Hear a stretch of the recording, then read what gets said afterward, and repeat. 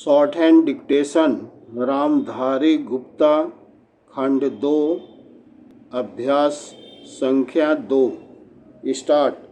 महोदय, जो एक के बाद एक आते हैं, शारीरिक आवश्यकताएं यथा भोजन, कपड़ा, मकान और आराम जीवन की मौलिक आवश्यकताएं हैं।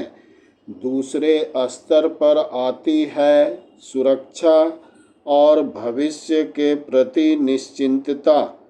इनके लिए मनुष्य भांति भांति की वस्तुओं का संग्रह करता है।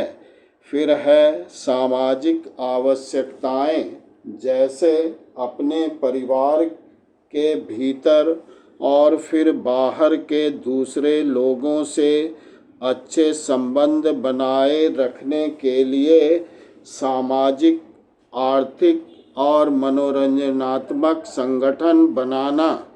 चौथे स्तर पर है अहम संबंधी आवश्यकताएं, जैसे आत्मसम्मान, आत्मविश्वास और आत्मतुष्टि आदि।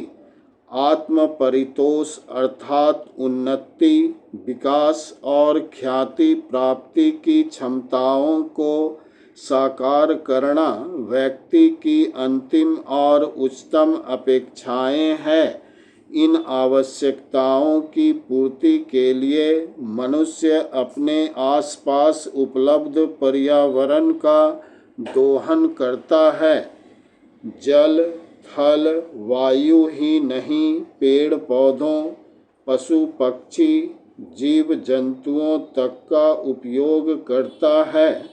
सभी शक्तियों का, यहाँ तक कि सबल व्यक्ति अपने से निर्बल व्यक्तियों तक का दोहन करता है, जो शोषण की सीमा तक पहुँच जाता है।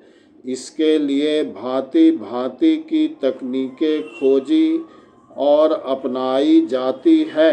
पैराचीन प्रौद्योगिकी ने मनुष्य को भांति भांति की आवश्यकता की वस्तुएं अभूतपूर्व प्रचुरता से देकर संतुष्ट किया है और आवश्यकता की सीमा रेखा भी खिसकाई है। विलासिता और सजावट की ऐसी सामग्री भी दी है जो अब बहुत कुछ आवश्यकताओं में गिनी जाने लगी है। स्वचल वाहन, दूरदर्शन, धुलाई मशीन, सफाई मशीन, सिलाई मशीन, स्टोव, चूल्हे, मिक्सी, फ्रिज आदि आदि अब बहुत से लोगों के लिए अनिवार्य आवश्यकता की कोटि में आ गई है। तकनीकी और औद्योगिकी से यह सब संभव हुआ है, किंतु एक ऐसा अल्प वर्ग भी है जिसके लिए विलासिता आवश्यकता की कोटि में आ चुकी है।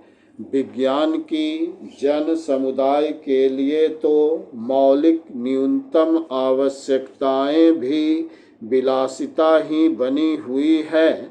औद्योगिकीकरण के सहारे मनुष्य ने जितना भी विकास किया है, उसे वह उन्नति कहकर संतोष करने लगता है और अपनी द्वैध प्रकृति के कारण यह ध्यान नहीं देता कि इस विकास से वर्ग भेद पनपा है। अमीरी गरीबी के बीच की खाई चौड़ी हुई है। जो व्यक्ति मानव मानव की समानता, समाज या साम्यवाद के गीत गाता है, वही अपनी द्वैध प्रकृति के कारण अपने पर्यावरण, यहाँ तक कि मानव के भी शोषण के नए नए तरीके खोजता है। यह शोषण बलात्कार की सीमा तक पहुँच गया है। मनुष्य ने अपनी बुद्धि का प्रयोग किया, फलस्वरूप भांति भांति का औद्योगिकीकरण का विकास हुआ। और जल, थल, वायु सब प्रदूषण के शिकार हो गए। जितना ही अधिक विकास हुआ उतना ही अधिक विनाश हुआ। प्राकृतिक संपदा का भीषण ह्रास हुआ। व्यापक वन विनाश से भूमि बंजर और मरुस्थल बन गई।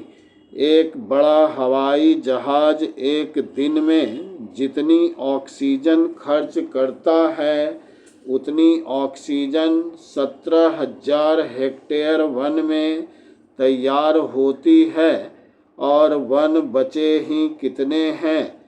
इस उद्योग प्रधान सभ्यता का केंद्र पूंजी है और धर्म स्वार्थ है। मनुष्य मनुष्य का शोषण कर रहा है, देश देश का।